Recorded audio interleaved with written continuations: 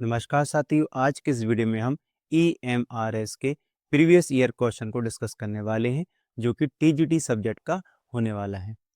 TGT subject के paper में आए हुए सारे कंप्यूटर के क्वेश्चंस को हम यहाँ पर डिस्कस करेंगे, जो कि ICT बेस्ड क्वेश्चन है। ये सारे PY क्वेश्चन है जो कि बहुत ज़्यादा इंपॉर्टेंट है आपके एग्जाम के लिए। ऐसे ही क्वेश्चन आगे भी आपको पूछे जाने वाले हैं।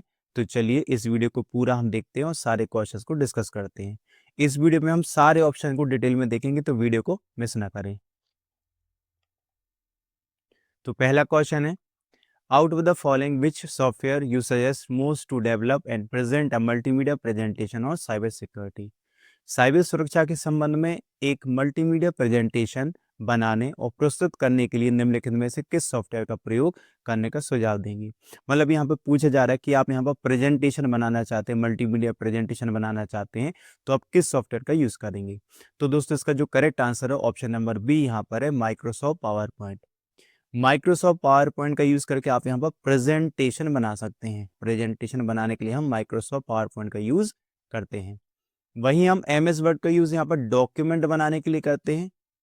MS वर्ड जो है एक डॉक्यूमेंट बनाने वाला एक सॉफ्टवेयर है, वर्ड प्रोसेसिंग सॉफ्टवेयर है। तो इससे हम डॉक्यूमेंट या लेटर ये हम बना सकते हैं। माइक्रोसॉफ्ट एज यहाँ पर एक ब्राउज़र है, वेब ब्राउज़र का नाम है यहाँ पर, जो कि इंटरनेट चलाने के लिए यूज़ किया जाता है। वहीं MS एक्सेल की बात करें यानी माइक्रोसॉफ्ट एक्सेल की बात करें, तो इसमें हम शीट बना सकते हैं। शीट या स्प्रेडशीट या वर्कशीट इसको हम कह सकते हैं, ये हम बनाते हैं। तो इन ऑप्शन को भी आप याद रखें। इस वाले क्वेश्चन का करेक्ट आंसर यहाँ पर ऑप्शन नंबर 2 है। अगला क्वेश्चन है, क्वेश्चन आपको हिंदी इंग्लिश दोनों में आपको मिलेंगे, आप अपने हिसाब से पढ़ सकते हैं। नेक्स्ट क्वेश्चन है, the computer hardware device switch is an example. आपको बताना है कि कंप्यूटर हार्डवेयर डिवाइस में स्विच किसका उदाहरण है। तो अगर हम यहाँ पर स्विच की बात करें तो ये एक नेटवर्क डिवाइस है, तो यहाँ पर ऑप्शन नंबर 1 यहाँ पर करेक्ट है, नेटवर्किंग डिवाइस। नेटवर्किंग के लिए हम यहाँ पर स्विच का यूज़ करते हैं। जब भी यहाँ पर हम लेन का कनेक्शन बनाना चाहते हैं या और कोई कनेक्शन, तब वहाँ पर हम स्विच का यूज़ करते हैं। नेक्स्ट क्वेश्चन है, which of the following is the least threat for the virus infection. निम्नलिखित में से किस में वायरस इन्फेक्शन का खतरा सबसे कम होता है। अब आपको इन चारों ऑप्शन में से बताना है कि किस में यहाँ पर वायरस आने के चांसेस कम रहते हैं। पहला ऑप्शन है डाउनलोड फ्री सॉफ्टवेयर, मतलब हम जो फ्री में जो सॉफ्टवेयर डाउनलोड करते हैं उससे वायरस आते हैं। डाउनलोडेड ईमेल अटैचमेंट, इससे भी वायरस आते हैं। ऑनलाइन प्रिंटर, ये ऑप्शन हमें लग रहा है। और ऑप्शन 4 देखते हैं, पोर्टेबल स्टोरेज डिवाइसेस, इससे भी यहाँ पर वायरस आते हैं। तो इस वाले क्वेश्चन का जो करेक्ट आंसर है ऑप्शन नंबर 3 है, ऑनलाइन प्रिंटर। ऑनलाइन प्रिंटर से बहुत ही कम वायरस आने के चांसेस रहते हैं, ना कि मतलब क्योंकि यहाँ पर प्रिंटिंग कर रहे हैं, ना कि कोई यहाँ पर हम डेटा को शेयर हम कर रहे हैं। तो इसका जो आंसर है वो ऑप्शन नंबर 3 ऑनलाइन प्रिंटर है। जबकि यहाँ पर नया सॉफ्टवेयर डाउनलोड करने से, फ्री सॉफ्टवेयर जो हम इंटरनेट से डाउनलोड कर लेते हैं, या ईमेल, सबसे ज़्यादा वायरस यहीं से आते हैं ईमेल के थ्रू, या फिर पोर्टेबल स्टोरेज डिवाइसेस जैसे कि पेन ड्राइव, CD, इनका यूज़ करते हैं, वहाँ से भी वायरस कंप्यूटर में आ सकती हैं और कंप्यूटर को खराब कर देते हैं। यहाँ पर एक और क्वेश्चन, वायरस को हटाने के लिए कई बार पूछा जाता है, वायरस को हटाने के लिए हम यहाँ पर एंटीवायरस का यूज़ करते हैं। एंटीवायरस का यूज़ करते हैं। क्या आपको पता है वायरस का भी फुल फॉर्म होता है? अगर आपको पता है तो कमेंट करके आप हमें जल्दी बताएं। नेक्स्ट क्वेश्चन है, which of the following set contains only input device. आपको बताना है कि निम्नलिखित में से किस समूह में केवल इनपुट डिवाइसेस हैं। तो यहाँ पर आपको 4 समूह दिए गए हैं, आपको बताना है कि इनमें से किस में सिर्फ इनपुट डिवाइस है और कोई सी डिवाइस नहीं। तो चलिए ऑप्शन को हम देखते हैं। यहाँ पर हमें प्रिंटर मिला है, स्पीकर, मॉनिटर। प्रिंटर यहाँ पर एक आउटपुट डिवाइस है, लेकिन यहाँ पर स्पीकर यहाँ पर आउटपुट डिवाइस है और मॉनिटर यहाँ पर आउटपुट डिवाइस है। हमसे पूछा था इनपुट, तो ये वाला ऑप्शन नहीं हो सकता।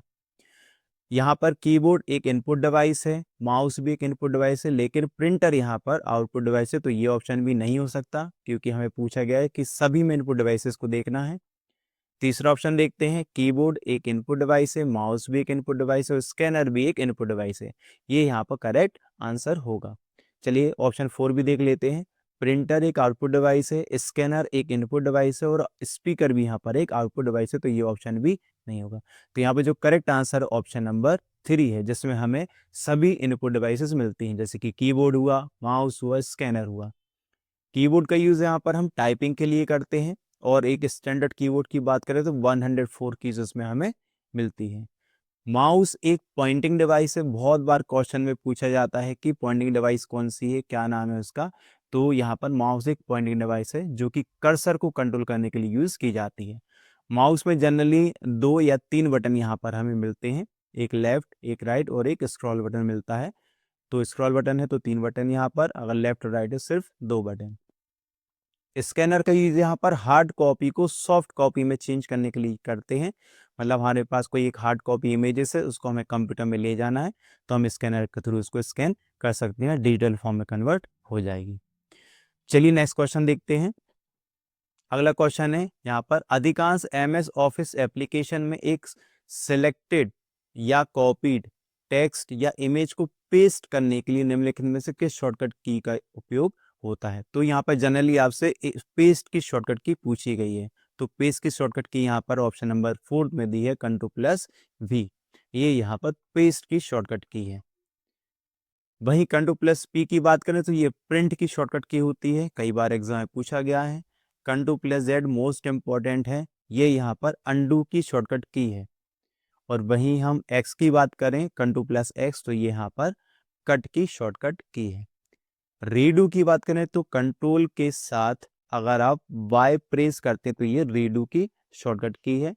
कंट्रोल के साथ अगर आप S प्रेस करते हैं तो सेव की शॉर्टकट की है। कंट्रोल के साथ अगर आप A प्रेस करते हैं तो सेलेक्ट ऑल की शॉर्टकट की है। कंट्रोल के साथ B प्रेस करते हैं तो बोल्ड की शॉर्टकट की है। कंट्रोल के साथ I प्रेस करते हैं तो इटैलिक की शॉर्टकट की है।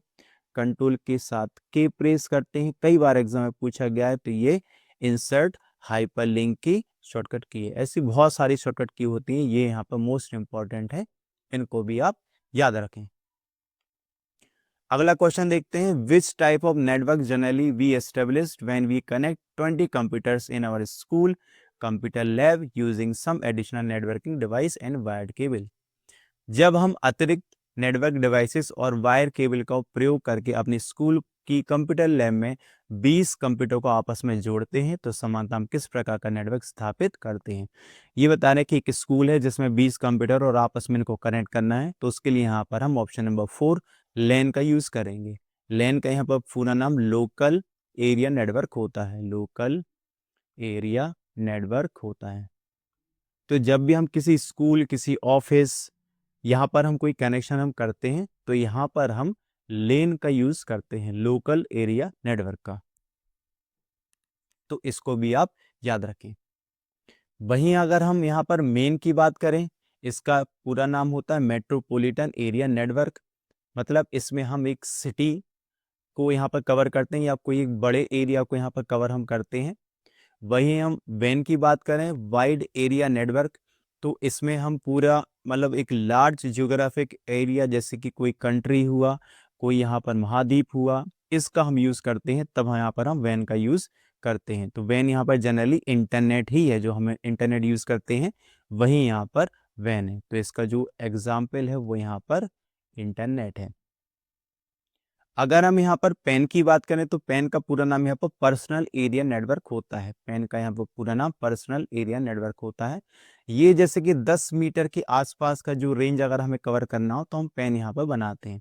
जैसे आपने देखा हो कि मोबाइल में हम ब्लूटूथ का यहाँ पर यूज़ कर लेते हैं, ब्लूटूथ से कनेक्ट कर लेते हैं, लैपटॉप को हम आपस में कनेक्ट कर लेते हैं, या फिर स्मार्ट वॉच और फ़ोन आपस में कनेक्ट हैं, या फिर हम हॉटस्पॉट का यूज़ करके टेथरिंग यूज़ करते हैं। तो ये सारे पर्सनल एरिया नेटवर्क के एग्जाम्पल हैं, तो इनको भी आप याद रखें।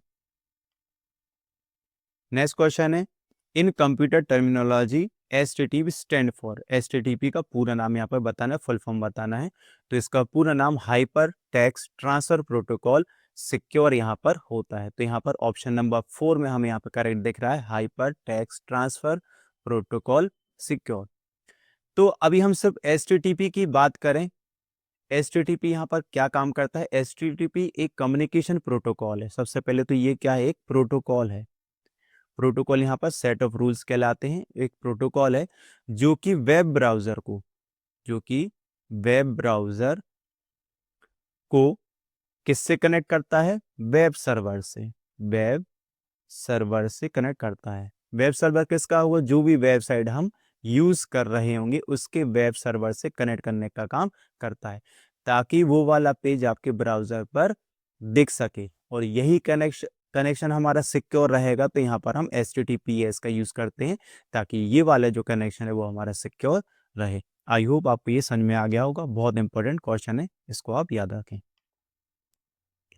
नेक्स्ट क्वेश्चन है, which of the following is not an example of web browser? इनमें से कौन सा वेब ब्राउजर का एग्जाम्पल नहीं है? एज की बात करें तो ये एक वेब ब्राउजर है जो कि माइक्रोसॉफ्ट कंपनी के द्वारा बनाया गया है। फायरफॉक्स भी यहाँ पर एक ब्राउजर है जो कि मोजिला कंपनी के द्वारा बनाया गया है। ओपेरा भी यहाँ पर एक वेब ब्राउजर है जो कि ओपेरा नाम की कंपनी के द्वारा बनाया गया है। लेकिन यहाँ पर एंड्रॉयड, यहाँ पर कोई भी ब्राउजर का नाम नहीं है, ये एक यहाँ पर ऑपरेटिंग सिस्टम है। ऑपरेटिंग सिस्टम है, ठीक है। तो इसका जो करेक्ट आंसर है वो ऑप्शन नंबर यहाँ पर 3 हो जाएगा, कि यहाँ पर जो एंड्रॉयड है वो यहाँ पर ऑपरेटिंग सिस्टम है, ये कोई यहाँ पर ब्राउजर का नाम नहीं है। तो इसको भी आप याद रखें। तो अगर हम यहाँ पर बात करें एंड्रॉयड की, तो एंड्रॉयड एक ऑपरेटिंग सिस्टम है, जैसे कि हमने अभी डिस्कस किया है, एक ऑपरेटिंग सिस्टम है जो कि यहाँ पर 23 सितंबर 2008 को लॉन्च हुआ था। तो ये वाली डेट भी आप याद रखें। एंड्रॉयड जो भी हम फ़ोन जो चलाते हैं, टच स्क्रीन जो फ़ोन चलाते हैं, इसमें हम एंड्रॉयड ऑपरेटिंग सिस्टम का यूज़ करते हैं, जो कि 23 सितंबर 2008 को लॉन्च हुआ था। वैसे इसकी जो कंपनी है वो 2003 में यहाँ पर बन चुकी थी। फिर इसको 2003 के बाद 2005 में गूगल ने इसको परचेस कर लिया था। तब से ये गूगल के पास है और गूगल एंड्रॉयड नाम से है मिलता है। तो फिर गूगल ने क्या किया, 2008 में यहाँ पर एंड्रॉयड को लॉन्च किया।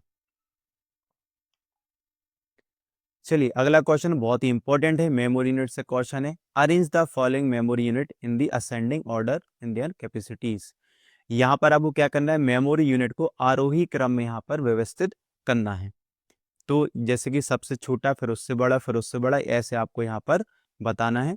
तो यहाँ पर जो करेक्ट आंसर है वो यहाँ पर ऑप्शन नंबर 4 में दिया है, किलोबाइट, मेगाबाइट, गीगाबाइट और टेराबाइट। टेराबाइट यहाँ पर सबसे बड़ा है और यहाँ पर किलोबाइट सबसे छोटा है। तो यहाँ पर ये मेमोरी यूनिट दिए हैं।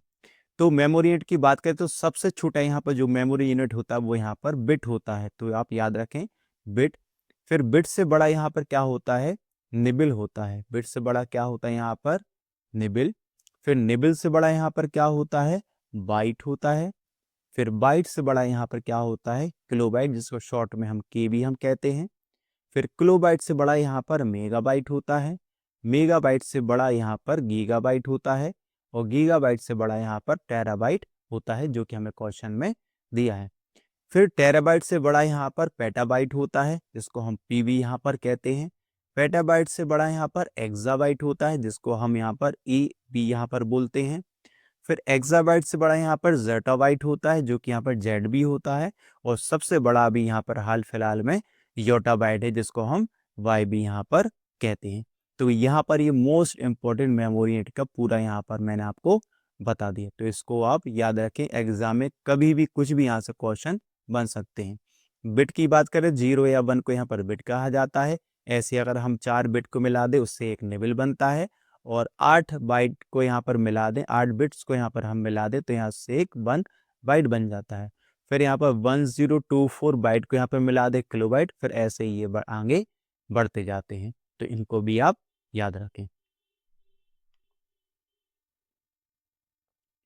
अगला और लास्ट क्वेश्चन है यहाँ पर, which of the following is not a popular file extension of audio file. इनमें से बताना है कि इनमें से कौन सी ऑडियो फाइल यहाँ पर नहीं है, वो आपको यहाँ पर बताना। ऑडियो फाइल का एक्सटेंशन नहीं।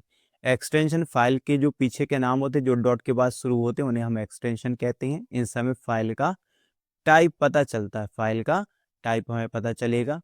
तो यहाँ पर डॉट WAV लिखा है, ये यहाँ पर म्यूजिक का एक एक्सटेंशन है, ऑडियो फाइल का एक्सटेंशन है।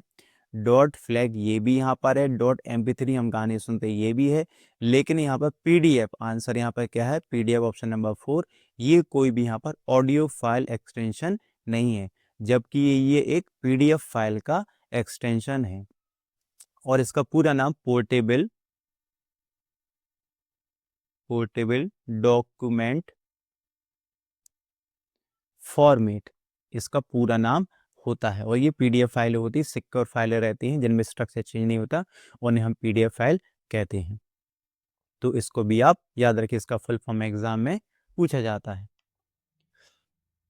तो यहाँ पर हमने EMRS के यहाँ पर टीजीटी पेपर के 10 इंपॉर्टेंट क्वेश्चन को किए हैं, जो कि आईसीटी बेस्ड है। बहुत ही इंपॉर्टेंट क्वेश्चन है आपके आने वाले एग्जाम में। जो अभी एग्जाम होने वाला है 2025 में, सेम टू सेम ऐसे ही क्वेश्चन आपको फंसने वाले हैं इनसे ही रिलेटेड। इस वाली वीडियो हमने कितनी अच्छे तरीके से सारे ऑप्शन को भी डिस्कस किया है, तो आप इस वीडियो को 1-2 बार और देखें, आपको सारे डाउट यहाँ पर क्लियर होने वाले हैं। अगर आपको ये वीडियो अच्छा लगा हो तो आप हमारी वीडियो को लाइक कर सकते हैं और हमारे चैनल को भी सब्सक्राइब कर सकते हैं। अगली वीडियो में हम यहाँ पर पीजीटी वाले पेपर को डिस्कस करने वाले हैं। पीजीटी पेपर में आए हुए सारे आईसीटी इंपॉर्टेंट क्वेश्चन को डिस्कस करने वाले हैं। इसके बाद और भी सारे जो एग्जाम है, जैसे कि जेएसए का हुआ था, हॉस्टल वार्डन का हुआ था, अकाउंटेंट का हुआ था, सारे पेपर के क्वेश्चन को हम यहाँ पर डिस्कस करेंगे। तो वीडियो को आप यहाँ पर लाइक कर दें, हमारे चैनल को भी सब्सक्राइब कर दें, और हमारे ग्रुप से जुड़ना चाहते हैं तो इस जो नंबर दिया गया उस पर आप मैसेज करके आप हमारे ग्रुप में भी जुड़ सकते हैं। मिलते हैं अगली वीडियो में, तब तक के लिए जय हिंद।